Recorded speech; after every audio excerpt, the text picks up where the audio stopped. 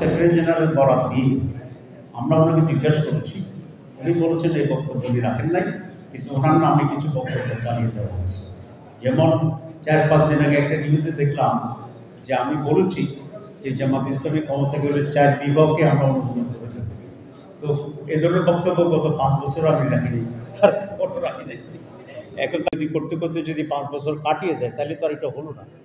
সেই জন্য বলেছেন ওনারা 9 মান্থস 270 পঞ্জিকার দিন এর ভিতরে এটা করতে হবে, আর যদি না করে এটা স্বয়ংক্রিয়ভাবেই অ্যাকসেপ্টেড হয়েছে বলে ধরা হবে। এরকম বিধান সারা দুনিয়াতে আছে। সব ঠিক, বিএনপিও রাজি, আমরাও রাজি, আমরা সাইডও করেছি। হঠাৎ করে বিএনপি একটুখানি উল্টে গেছে। তারা এতদিন ধরে কমিটিতে থেকে সব করে বলে যে এটা আমরা এখন মানি না, এটা নাকি একটা নতুন পৃষ্ঠা যোগ করেছে। কিন্তু আমরা যেটা দেখলাম তো আমাদেরটা ঠিকই আছে, তো বিএনপির একটা জায়গায় কেন পৃষ্ঠা যোগ? এগুলো সবগুলো হচ্ছে একটা ধোঁয়াশে পরিস্থিতি তৈরি করার জন্যে একটা পরিকল্পিত একটা উদ্যোগ। এখন বিএনপি যদি সংস্কার না মানে, সংস্কার না চায়, তাহলে তাদের কমপক্ষে এই দায়িত্বটা ছিল। অ্যান্টিব্যাকটেরিয়াল অ্যাডিটিভ যুক্ত সেরা ওয়াটার ট্যাঙ্ক বিশুদ্ধ পানিতে ব্যাকটেরিয়া জন্মাতে দেয় না। যে সংস্কার প্রসেস শুরু হওয়ার আগেই তারা বলতো যে আমরা এই কমিশনে অ্যাটেন্ড করবো না, আমরা এটাকে বয়কট করছি। তো তখন বিএনপি ছাড়াই যদি হতো নাহলে হতো না।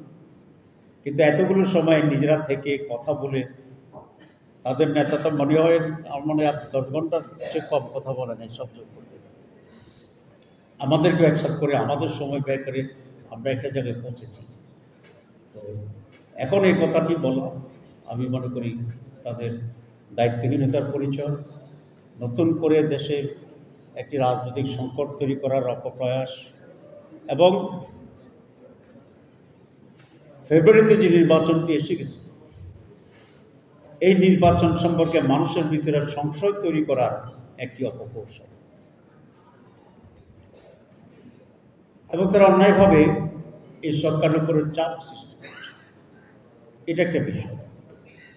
আরেকটা বিষয় হচ্ছে আপনারা দেখেছেন আরপিওতে ইলেকশন কমিশন এবং এই সরকার দুই জায়গাতেই একটা ক্লজ অ্যাপ্রুভড হয়েছে, সেটা হচ্ছে যে কোনো দল ব্যক্তি দলীয় হিসাবে অথবা জোট হিসাবে যদি নির্বাচন করে তাহলে তাদের নিজস্ব দলীয় মার্কায় নির্বাচন করতে হবে। এটাকে আমরা অভিনন্দন জানিয়েছি এবং বহু দল অভিনন্দন জানিয়েছে। কারণ একটি দল যখন কেউ করে তার নিজস্ব একটা আইডিওলজি থাকে, তার নিজস্ব একটা অস্তিত্ব থাকে, যেটাকে আমরা আইডেন্টিটি বলি। তার জন্য একটা আলাদা মার্কার ঠিক করা হয় যাতে মানুষটা বুঝতে পারে। তো সুতরাং প্রত্যেকটি দলের নিজস্ব আইডেন্টিটিতে তিনি ইলেকশন করবেন, এটাই তো স্বাভাবিক। হ্যাঁ, কেউ যদি জোট করে অবশ্যই জোট করতে পারবে, জোটের লোকেরা যদি তাকে ভোট দিতে চায় তারা ভোট দিবে, তার জন্য তার মার্কা ব্যবহার করতে হবে, এটা তো কোনো জোট। সুতরাং এটা বিবেচনা করে নির্বাচন কমিশন এই সিদ্ধান্ত নিয়েছিল, এবং নির্বাচন কমিশনের সিদ্ধান্তের পরে এটা মন্ত্রী পরিষদ, যেটাকে আমরা উপদেষ্টা পরিষদ বলছি, সেখানে এটা অ্যাপ্রুভ হয়ে গেছে। হঠাৎ করে বিএনপি এসে আবার বলে যে এটা আমরা মানি না। এখন তারা সরকারের উপর চাপ দিচ্ছে যে এটা পাস করছে এটাকে আবার চেঞ্জ করে দেওয়ার। তাহলে তারা আরপিও মানে না, তারা সংস্কার মানে না, তারা সংস্কারের প্রক্রিয়া মানে না। এরপরে আসছে সংস্কারের জন্য একটা গণভোট আয়োজনের জন্য, এটা প্রস্তাব ছিল। সংস্কারের যে গণভোট, এটা আমাদের প্রস্তাব ছিল। বিএনপি কিন্তু প্রথমে বলছে, আপনাদের সাংবাদিক আপনারা ফলো করেছেন, বিএনপির প্রথম বলছিল ওরা গণভোট মানে না, কিন্তু জামাত ইসলামের প্রস্তাব ছিল গণভোটের মাধ্যমে জনগণের ম্যান্ডেট দিতে। জনগণ যদি বলে ইয়েস ইয়েস, জনগণ যদি বলে যে নো নো, জনগণই তো সবচেয়ে ক্ষমতার উৎস। আপনাকে অ্যান্ড ডেমোক্রেসিতে দিস দ্য ফাইনাল।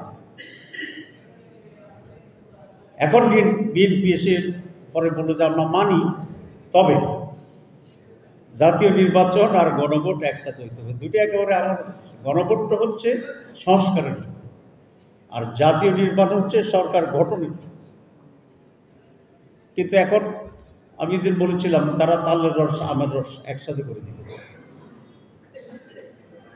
এটা কেন হচ্ছে? ওরা প্রত্যেকটি জায়গায় গিয়ে একটা ঝামেলা তৈরি করার একটা সিদ্ধান্ত নিয়েছে, এবং সেটা কেন নিয়েছে আমার বুঝে আসে না। কারণ যদি নির্বাচন না হয় তাহলে এখানে বিএনপির খুব লাভ আছে বলে আমরা মনে করি। যদি নির্বাচন না হয় তাহলে কি হবে? তাহলে যারা ষড়যন্ত্র করছে, যারা ভারতে বসে আছে, যাদের বিরুদ্ধে আমরা রক্ত দিয়ে এই দেশ থেকে মুক্ত করেছি, তারাই তো আর একটা সুযোগ পাবে। তো এই সকল আচরণে মনে হয় যে বিএনপি